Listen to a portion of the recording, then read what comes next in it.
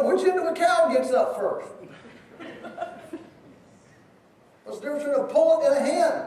I mean, we think we're so, I'm trying to get is we think we're so smart, and yet all of this stuff was common language just 2 generations ago.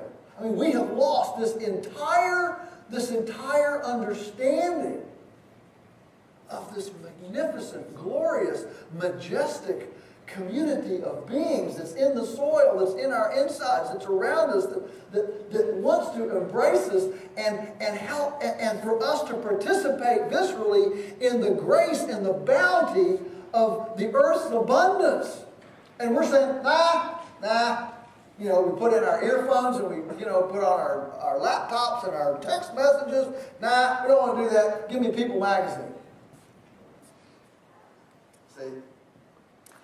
I wish that we could all live like we've been living for the last 30 years in cheap energy and all the wheat things you want to eat and,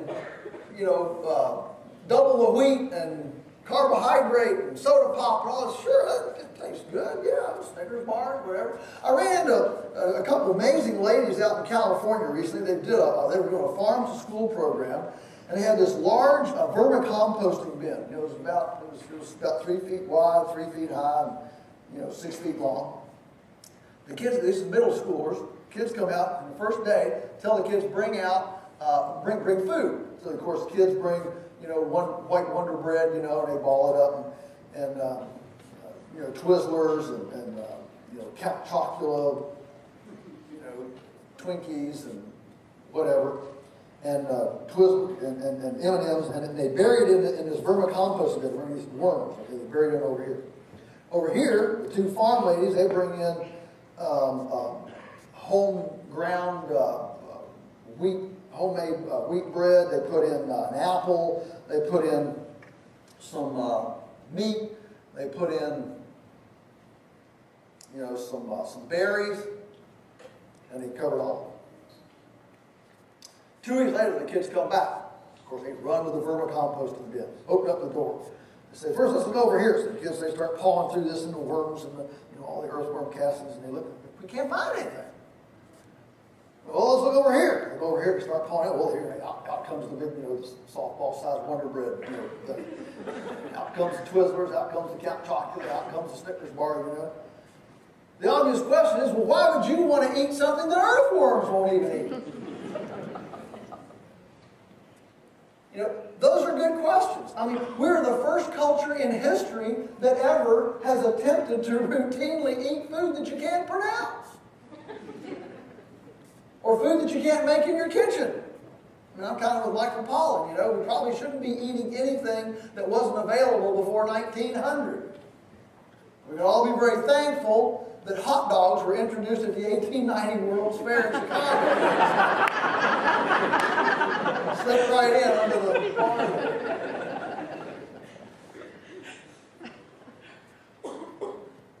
But we need, instead of reading labels, to be a chemist, to read the labels, why don't we get food that doesn't even have a label?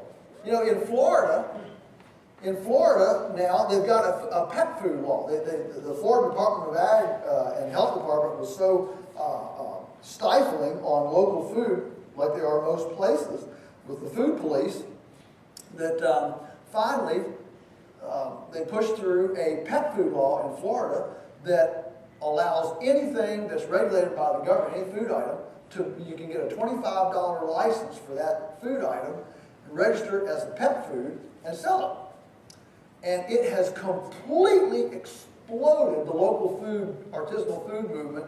Now there are tons of farmers, full-time farming in Florida, they're being able to do raw milk and cheese and ice cream and quiche and noodles and all sorts of value-added artisanal product and sell it to their neighbors as pet food.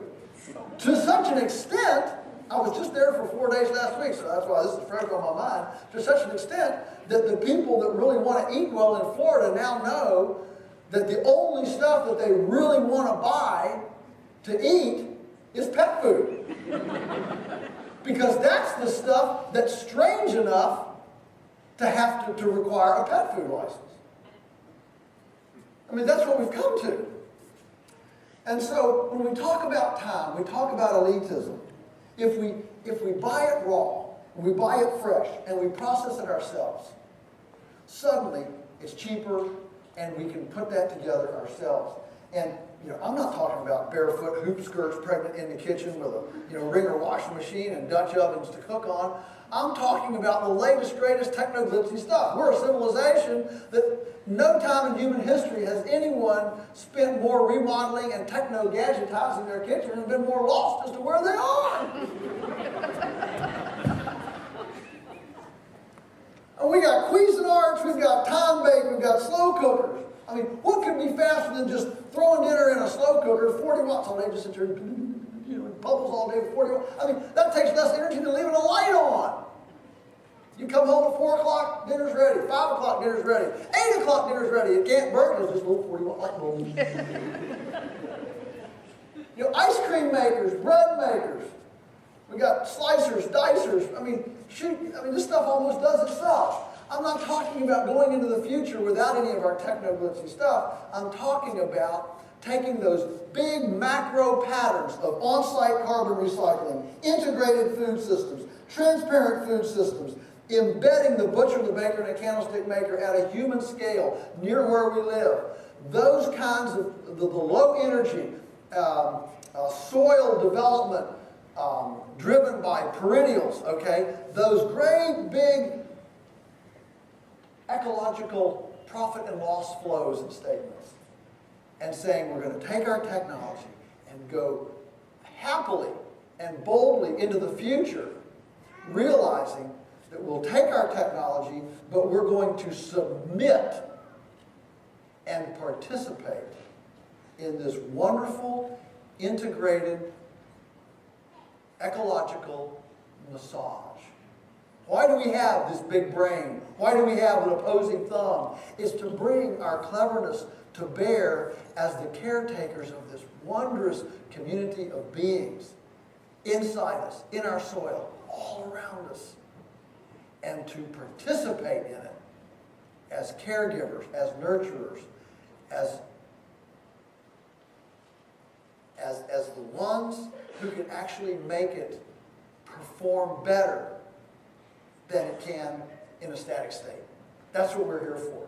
And as we inject ourselves into it with that degree of humility and understanding, it will respond like a lover, because it wants to love us back even more than we want to love it. And it will produce, and it will yield healing and health and wellness economically, ecologically, and emotionally. Are we up for the task? Yeah. Good. Well, let's go do it. Thank you.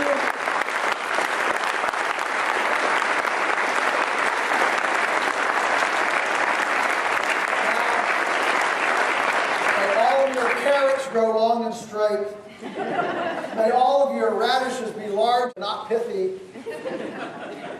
May the coyotes be struck blind at your pastured chickens. May you know exactly where to prune all of your fruit trees.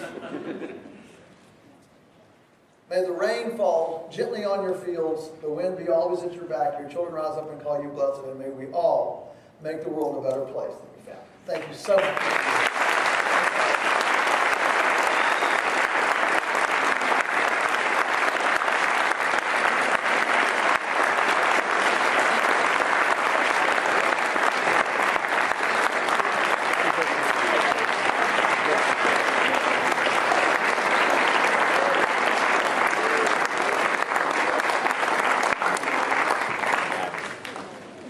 Just a quick announcement.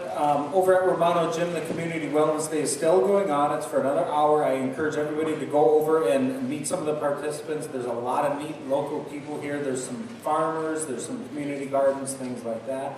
And just recognize that this event is a charity event, and our charity is Kids Cafe. So if you're over there and you see fish bowls or anybody accepting money on their behalf and you feel like you benefited today, maybe throw a little money at them. They're doing some fantastic things.